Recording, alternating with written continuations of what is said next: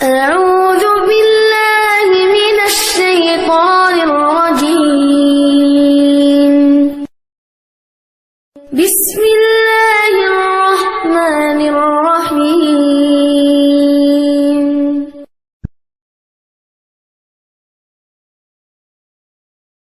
Assalamualaikum warahmatullahi wabarakatuh.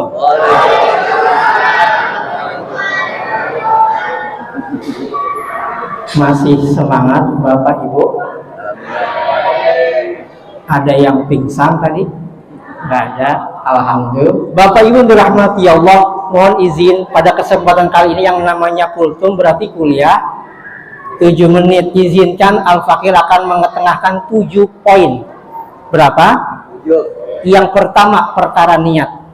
Di dalam kitab Kifayatul Ahyar disebutkan la yasihhus shaumu illa bin niyah lil khabari wa mahalluha al qaul. Tidak sah puasa tanpa ada niat dan sebagaimana hadis-hadis yang ada dan tempatnya di hati. Di dalam kitab Al-Iqna Syarah At-Taqrib Abi Syuja ya, itu disebutkan innamal a'malu bin niyat wa mahalluha fil qalb. Sesungguhnya segala persoalan sesuatu tergantung dari niat, tempatnya di hati. Mohon izin, 4 mazhab sepakat niat itu letaknya di mana? Di hati.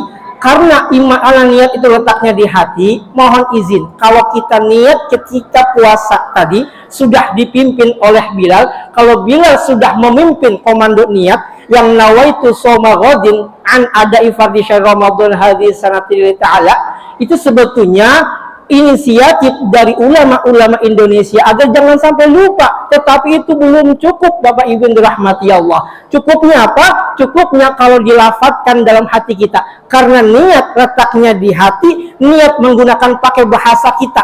Yang orang Jawa silakan pakai bahasa Jawa, yang orang Sunda pakai bahasa Sunda, yang orang Betawi silakan pakai bahasa Betawi, yang orang Depok silakan pakai bahasa Kampung Benda. Silakan. Kenapa? Karena niat itu pakai bahasa kita. Mohon izin, tahu nggak artinya nawaitu shoma ghadin?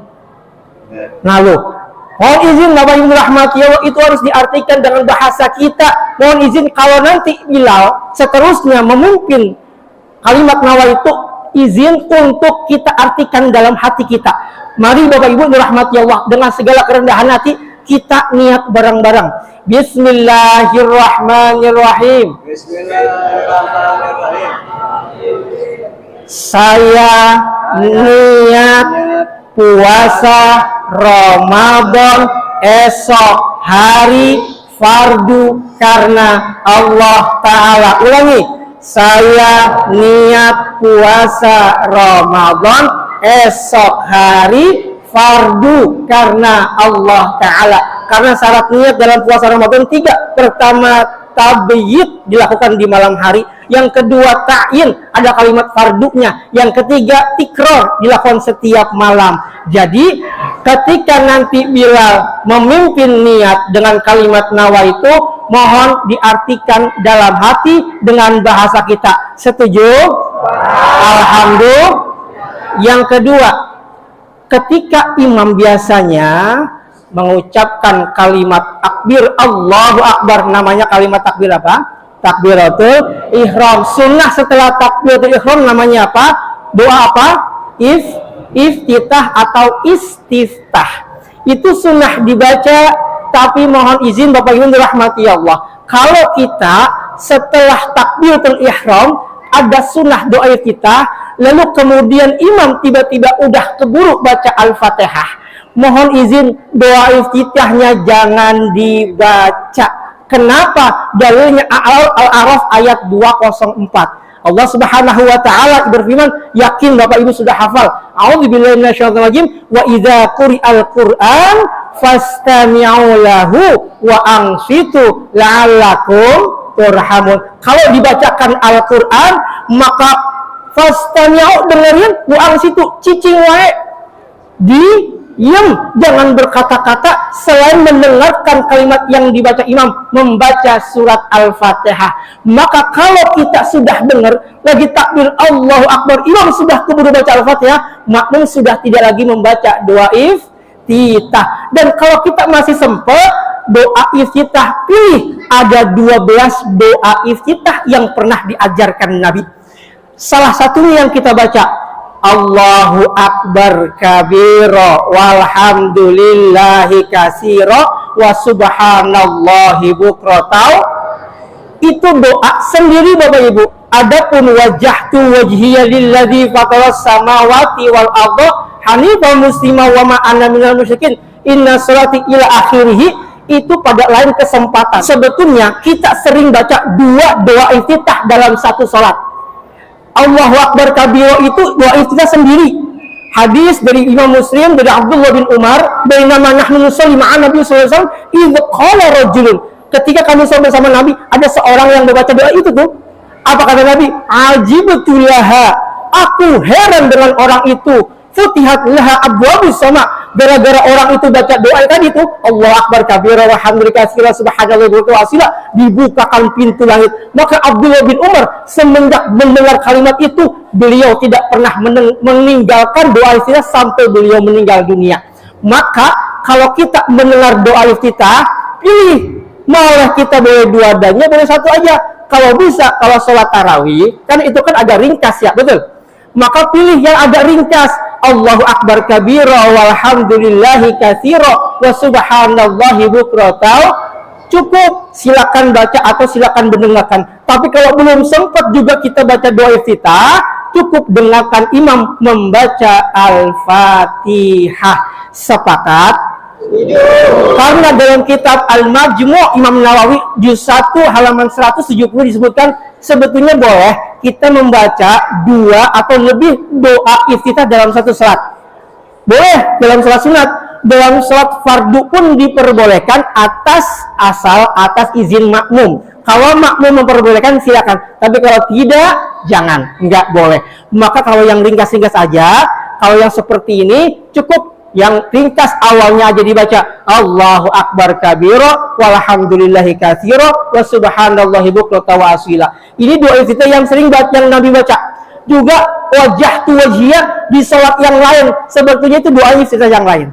Ya, itu yang kedua. Yang ketiga, ketika seorang imam membaca surat Sabbihis al-A'la, Sabbihisma rabbikal, di akhir kalimat ada kalimat Suhufi Ibrahim wa Musa. Mohon izin Bapak Ibu dirahmati Allah, kalau dengar imam baca surat itu, maka makmum jangan baca apa-apa. Kenapa? Mohon izin. Tadi bila kita sudah membacakan ayatnya Al-Ahzab, Innallaha wa malaikatahu yusholluna 'alan nabi Ya ayyuhalladzina amanu shallu 'alaihi wa sallimu taslima. Ini dalil agar kita ini orang-orang yang beriman dipanggil ya ayyuhalladzina amanu shallu 'alaihi wa sallimu taslima. Wahai orang-orang yang beriman, berselawatlah kepada Nabi dan mengucapkanlah salam. Ini perintah, Allah yang perintah agar kita berselawat kepada siapa? Nabi Muhammad sallallahu alaihi wasallam. Dalil kedua dari Imam Ibnu Khuzaimah, jadi kata saya, Rasul bersabda bahwa ada 3 doa yang diaminkan Nabi. Kita sering mendengar kalimat ini, doa ini, hadis ini. Ketika Nabi berada di atas mimbar, Nabi mengaminkan doa 3 kali. Salah satu doanya adalah doa malaikat Jibril yang diaminkan. Raghiba an farajulin dzukirtu indah wa lam yusalli alaih. Celaka orang kalau disebutkan namaku dia enggak berselawat kepadaku. Artinya apa? Kalau kita mendengar Nabi Muhammad SAW, kita wajib atau kudu bersolawat. Pernahkah Bapak Ibu yang dirahmati Allah mendengar ketika Ustaz atau Hidayat Taufik mengucapkan atau membaca surat Ali Imran, wa ma Muhammadun illa rasul? Ada nggak dengar makmum yang baca Allahumma sholli alaih? Dengar ada nggak? Pernah nggak? Atau surah Al-Fatah, Muhammadur Rasulullah? Pernah nggak dengar ada Allahumma sholli alaih? Pernah dengar nggak ngomong gitu? Nggak ada. Kenapa nggak ada? Padahal itu ada perintahnya wajib kita berselawat kepada Nabi. Kenapa kita nggak lakukan? Jawabannya apa? Karena kita sedang sholat.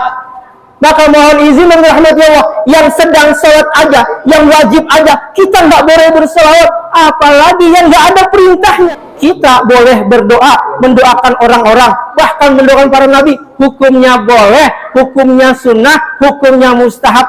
Boleh, silakan Bapak Ibu. Dengar Allah ya. Suhufi Ibrahim wa Musa, silakan. Alaihi wassalam, silakan. Tapi bukan di dalam sholat. Setuju? Alhamdulillah. Itu pun jawabannya pun salah, betul. Karena disebutkan berapa? 2, suhufi Ibrahim dan Musa. Jawabnya siapa? Gimana jawabnya? Alaihi salam. Salah. Harusnya alaihi wassalam. Itu pun kalau diperbolehkan, tapi ternyata tidak. Mohon izin, ya, ambil pendapat yang tidak memperbolehkan untuk menjaga keamanan ibadah sholat kita. Yang keberapa tadi? 3. Sekarang yang keempat ini. Kenapa saya membaca Al-Fatihahnya selalu berhenti di setiap ayat? Mohon izin, silakan bagi para imam yang mewasolkan itu silakan, insya Allah sholatnya sah.